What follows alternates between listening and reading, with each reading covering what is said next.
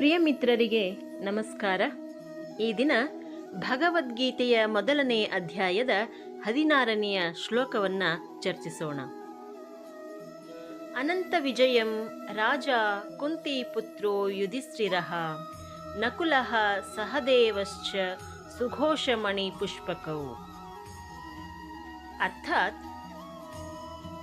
ಈ ಒಂದು ಶ್ಲೋಕದಲ್ಲಿ ಪಾಂಡವರಲ್ಲಿ ಹಿರಿಯನಾಗಿರ್ತಕ್ಕಂತಹ ಯುಧಿಷ್ಠಿರ ಅನಂತ ವಿಜಯ ಅನ್ನುವಂತಹ ಶಂಖವನ್ನು, ನಕುಲನು ಸುಘೋಷ ಅನ್ನುವಂತಹ ಶಂಖವನ್ನು, ಜೊತೆಗೆ ಸಹದೇವನು ಕೂಡ ಮಣಿಪುಷ್ಪಕ ಅನ್ನುವಂತಹ ತಮ್ಮ ತಮ್ಮ ಶಂಖಗಳನ್ನು ಊದುವುದರ ಮೂಲಕ ಯುದ್ಧಕ್ಕೆ ಸನ್ನದ್ಧರಾಗಿದ್ದೇವೆ ಅನ್ನುವುದನ್ನು ಸೂಚಿಸ್ತಾ ಇದ್ದಾರೆ.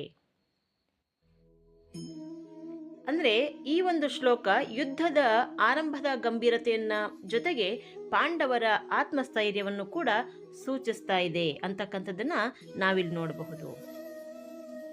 ಅಂದರೆ ಈ ಶ್ಲೋಕ ಪಾಂಡವರ ಪ್ರಮುಖ ಯೋಧರಾಗಿರ್ತಕ್ಕಂತಹ ಪ್ರತಿಯೊಬ್ಬರೂ ಕೂಡ ತಮ್ಮ ತಮ್ಮ ಶಂಖಗಳನ್ನು ಊದುವುದರ ಮೂಲಕ ಯುದ್ಧಕ್ಕೆ ನಾವು ಸಜ್ಜಾಗಿದ್ದೇವೆ, ಧೈರ್ಯವಾಗಿ ಎದುರಿಸ್ತೇವೆ ಅನ್ನುವಂಥ ಸೂಚನೆ ಮತ್ತು ದೃಢ ಸಂಕಲ್ಪವನ್ನು ಈ ಒಂದು ಶಂಖನಾದ ಸೂಚಿಸ್ತಾ ಇದೆ ಅಂತಕ್ಕಂಥದ್ದು.